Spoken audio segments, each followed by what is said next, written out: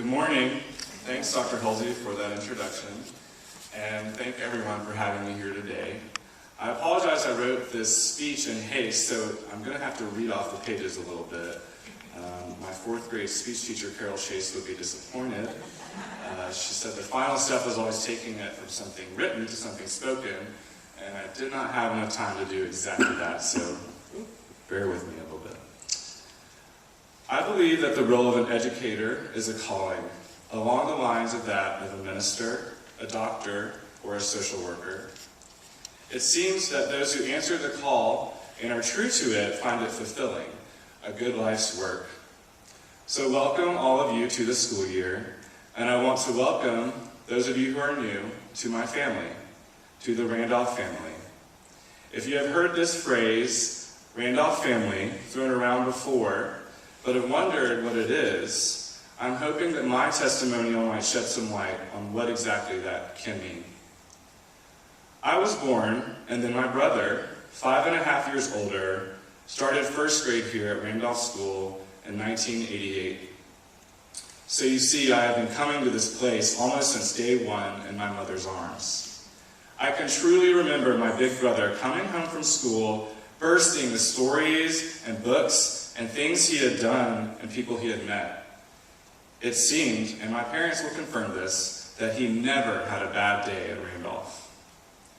My curiosity and expectation of school started very early. I was jealous of his ability to read, and so impatient at being forced to wait before starting school that I begged my mother to teach me this magic. She went out and bought Hooked on Phonics, and at 4, the year before I came to Randolph as a kindergartner, I learned to read. Over the next 6 years, my brother's shadow seemed to reach back across the 5 grades separating us.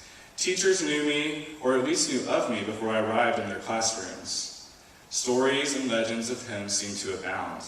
The love that my teachers had for my brother prepared them for me, making each year more and more exciting.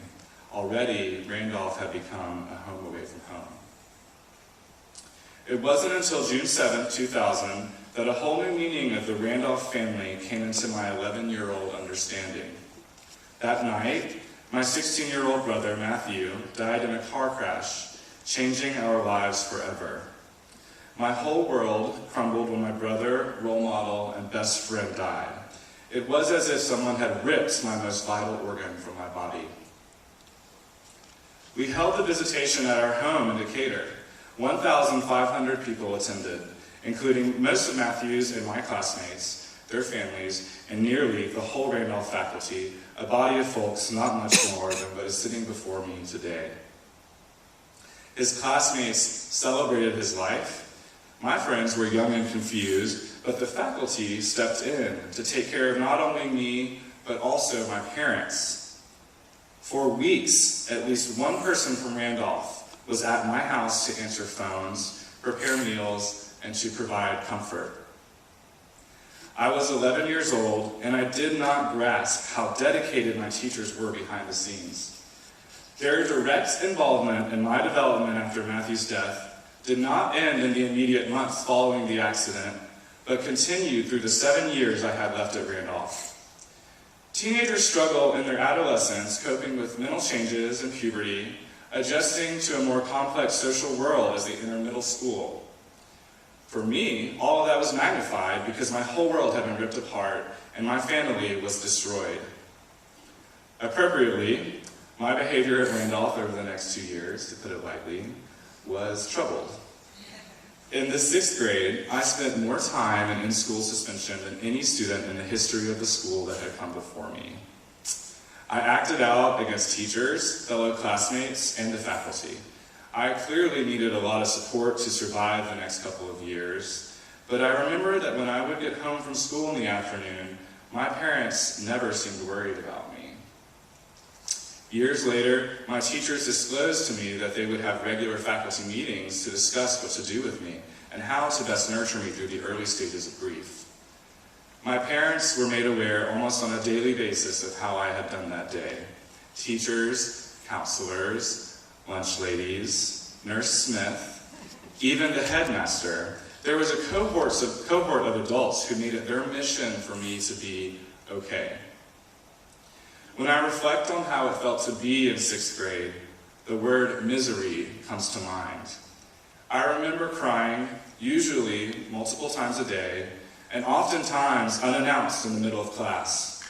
Frequently, my teachers would place me in Mrs. Cobb's office. She was the head of the upper elementary school. Actually, when I think back on the 6th grade, I remember the presence of Mrs. Cobb's more than that of any other teacher, except for one. Sarah Harper, Miss Harper to me, was my language arts teacher. In the 6th grade curriculum, language arts consisted of 2 consecutive class periods, so she had me for about an hour and a half. Miss Harper was young, beautiful, and most importantly, she had been the childhood babysitter of one of Matthew's best friends, Patton Tutt. So she was intimately familiar with the fallout going on in the world of Randolph due to Matthew's death. There were many things about Miss Harper: her smile, her warmth, her easygoing personality, her smell, that made me feel safe in her classroom. An example, Miss Harper had a tradition of getting a fresh cup of iced sweet tea before our class. And every day, I would swipe it off her desk at the beginning of the period. The unstated agreement was that she always pretended not to notice. Many days for me were bad days. I remember on those days, Miss Harper would usually ask me to step out into the hall. I was always in trouble that year, you see, and in the midst of the tumult in my mind and heart, I often did not realize why or even remember what I had done.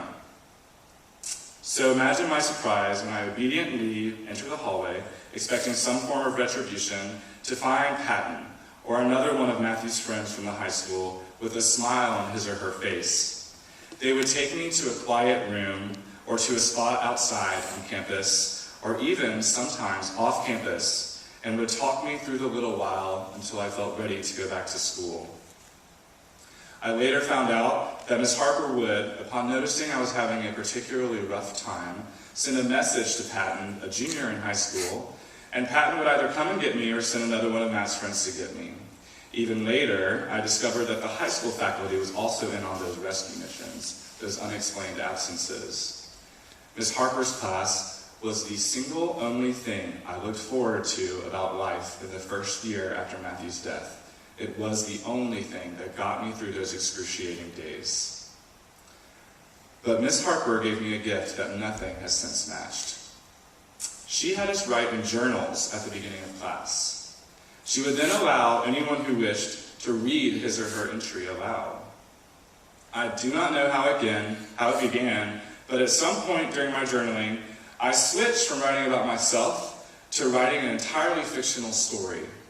A story about a very odd family consisting of me in third person, my parents, and most of my language arts class, who lived in a very large, sprawling, peach-colored house. Once begun, I wrote a chapter of this story, which came to be known as Peach House, every day in Miss Harper's class, and every day for the entire school year, I read it aloud. By the end of the year, I had filled up about 60 handwritten pages, and most of my classmates had begun writing their own spin-off versions of Peach House, Green House, Blue House. Eventually, so many of us were writing the story that Miss Harper could not let every volunteer read their chapter, or we would not have time for that day's lesson. But she always indulged me, the creator of our shared imaginary world. She always let me read mine. And through this, Sarah Harper gave me the greatest outlet to surviving this thing we call life that I have ever known: creative writing. Today, writing stories is more than a hobby. It is a part of my daily life, my diurnal routine, and I have even been able to publish one of the stories that I wrote during my college years. Miss Harper's gift was multifaceted. She introduced me to public speaking, to performance, and to leadership. In middle school, I would seek out speaking roles in theater productions. In high school, I would run for SGA representative as a 9th grader and end up as president of student government as a senior, speaking at the opening convocation and closing the commencement ceremonies at the beginning and end of my senior year. I was to end up winning numerous awards, a scholarship, becoming a national merit finalist, co-editing our literary magazine, and graduating 3rd overall in my class, having taken 8 advanced placement in nearly every honors course offered. This from the 6th and 7th grader who could not stay out of trouble and whose grades were around a B- average. It was not just Miss Harper, but truly every teacher I encountered on my way through Randolph that got me to that point. I could name them all. Many of them are now gone from the school, but their legacy remains within the Randolph family through the very existence of alumni like me. You might be thinking that I'm somewhat of an exceptional case. I experienced a tragedy here that has not really happened since, and my story, my transition as a Randolph student from elementary to high school is definitely somewhat extreme. So let me update you on some other alumni who have permitted me to share what they are up to.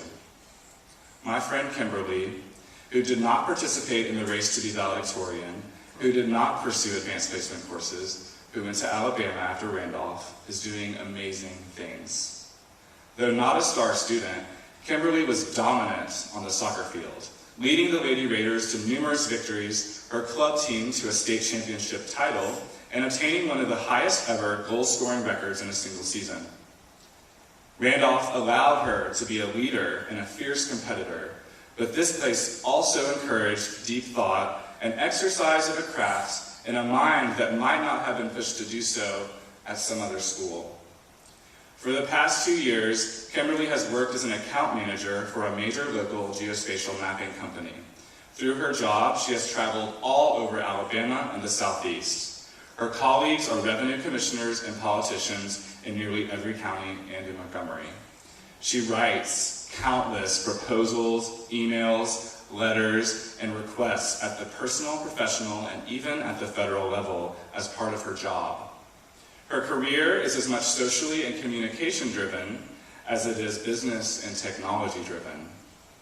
She attributes this ability to communicate effectively through writing to her high school English teacher, Jennifer Russick, who believed in her, who gave Kimberly, not the most celebrated student in her class, consistent, constructive criticism, and through this, a voice.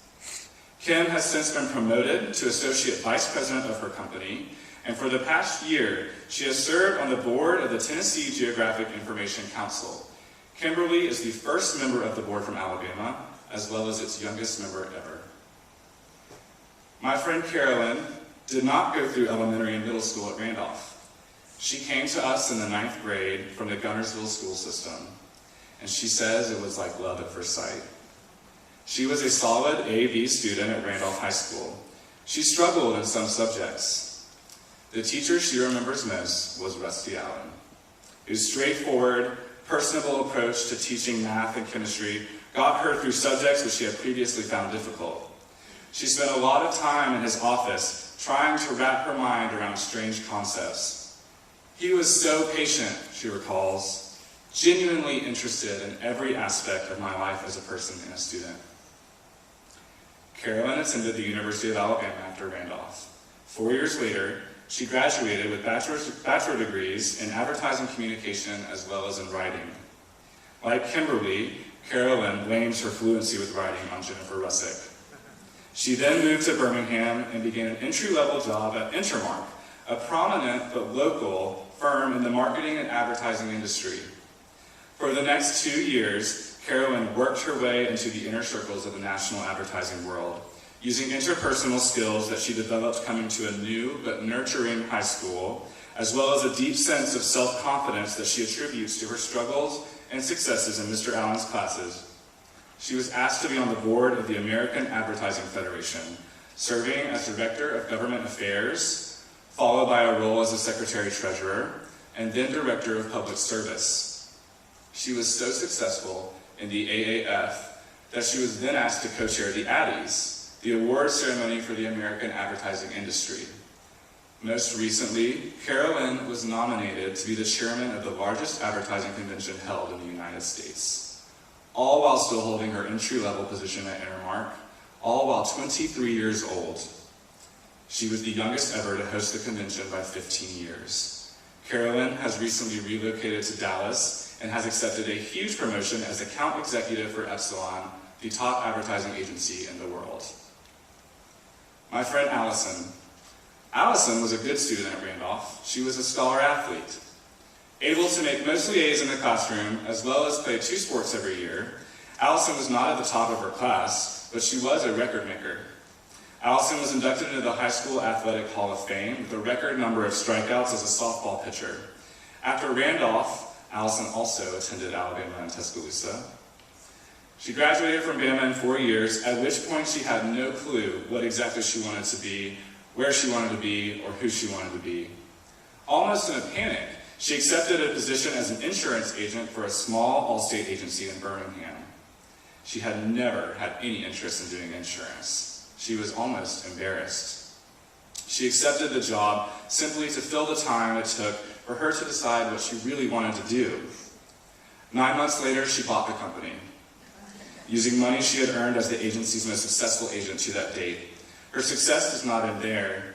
Over the past year and a half, Allison has earned many awards and consistently ranked in the top 10% of statewide agents. She was one of 3 agents in the Southeast region asked to serve on an advisory panel for Allstate, through which she gives counsel to other agents. This past year, she was also invited by the CEO of Allstate to be his single personal guest at the largest national Allstate conference. And just a month ago, she ranked in the top 1% of insurance agents in the country. She remembers, "Oh, the places you will go," the Dr. Seuss poem read to our class many times throughout our Randolph years. Allison had this to say about how she ended up where she is. Randolph teaches you to believe that you are great, and through this, you can actually become great. Randolph believed in me, so I believed in myself, even when I was stuck with a job that I thought I did not want. I felt trapped, but I remembered high school. I put my nose to the grindstone, and now, after 2 years, when looking up, I realize I am not stuck, but that I actually have an overwhelming amount of options. And what about my years as an alumnus, since I am here as the alumni speaker? After leaving Randolph in 2007, I spent my undergraduate years at Washington and Lee University. To say I was academically prepared for such a challenging school, a school that Forbes has ranked as the top Southern school for the past couple of years, is an understatement. In fact, during orientation, I took placement tests for aptitudes in Spanish and English. I made perfect scores on both tests. I received an email notifying me that I was under investigation before I had entered my first college class for cheating. I was called into an administrator's office, accused, and asked to explain myself. I could not help but laugh. I told them that their tests were ridiculously simple, and that I would be more than happy to retake them under observation as many times as necessary to prove my innocence, and indeed my aptitude.